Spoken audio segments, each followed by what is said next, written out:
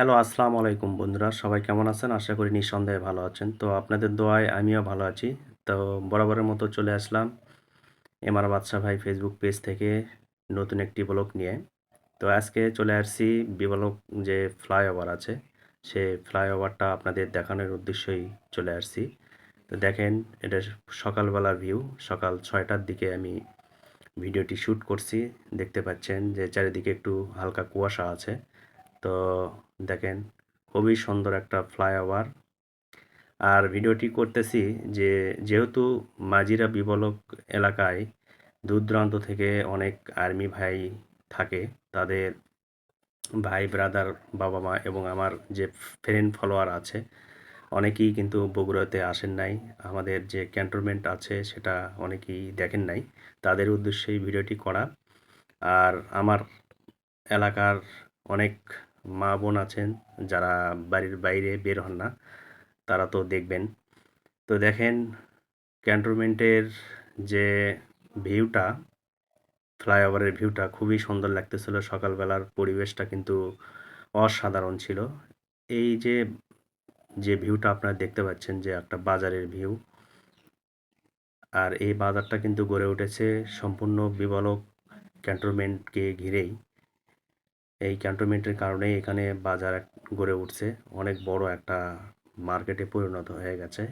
এখানে কিন্তু আপনার সব কিছু জিনিসই পাওয়া যায়। আপনার একটা মানুষের জীবন ধারণের জন্য যত যা প্রয়োজন সব কিছুই কিন্তু এই বাজারে আপনি পাবেন। মাছ, গোস্ত, তরি তরকারি, তারপরে আপনার স্বর্ণ লঙ্কার যেগুলা বানায় মেয়েরা, কাপড় চোপড়, মানে এভরিথিং, প্রত্যেকটা জিনিসই কিন্তু পাওয়া যায়। তো দেখতে পাচ্ছেন যে ফ্লাইওভারের নিচের যে রাস্তার ভিউ, সেটা আমি আপনাদের দেখাচ্ছি। আর যে ফিল্ডটা আপনারা দেখতে পাচ্ছেন, এই ফিল্ডটা, এটাও ক্যান্টনমেন্ট এরিয়ার একটা ফিল্ড, মার্কেটের মাঝখানে একটা ফিল্ড সুন্দর। তো এই ফিল্ডে কিন্তু প্রতি বছর শিল্প কুটির শিল্প মেলা বসে। খুবই চমৎকার মেলাটি হয় ওখানে। তো আসলে বিবলক ক্যান্টনমেন্ট এলাকা যেহেতু, এখানে আসলে বেশি জায়গা ফাঁকা নেই, যার কারণে খুবই কম সংখ্যক জায়গা। মেলা বসার কারণে ওখানে মেলা হয়, তো জায়গাটা কিন্তু খুবই কম হয়, যার কারণে মানুষজন চলাফেরা বা ভালো মতে দোকানপাট আরও বেশি যে বসতে পারে তা কিন্তু পারে না। তো এখানে আমি দেখাচ্ছি যে দেখেন, ক্যান্টনমেন্টের যে গেটটা, সেই গেটটা আমি আপনাদের দেখাচ্ছি। এটা হচ্ছে বিবলক ক্যান্টনমেন্টের গেট। দেখেন, ওই যে গাড়ি বের হচ্ছে। দেখেন, এই গেটের পাশেই কিন্তু ক্যান্টনমেন্টকে ঘিরেই আপনার একটা ফিলিং স্টেশন তৈরি হয়েছে, যেখান থেকে গাড়ি ঘোড়া তেল নেয়, আপনারা দেখতে পাচ্ছেন। আর এই পাশে যে বাজারটা দেখতে পাচ্ছেন, এটা হচ্ছে তরি তরকারি, কাঁচামালের, মানে মাছ, গোস্ত, এভরিথিং জিনিসগুলো এই বাজার থেকে পাওয়া যায়। এই পুরো মার্কেটটাই কিন্তু এই ক্যান্টনমেন্টকে ঘিরেই আপনার তৈরি হয়েছে। আমি দেখাচ্ছি, দেখেন। আর এই ফ্লাইওভারটা কিন্তু এখানে এই ক্যান্টনমেন্টকে ঘিরেই তৈরি হয়েছে, তাছাড়া এখানে ফ্লাইওভার হওয়ার কোনো মানে পরিকল্পনা ছিল না। তো যেহেতু এখানে ক্যান্টনমেন্ট, আর রাস্তা প্রশস্ত করতে হবে, জায়গা কম, যে কারণে ফ্লাইওভারটা করা হয়েছে।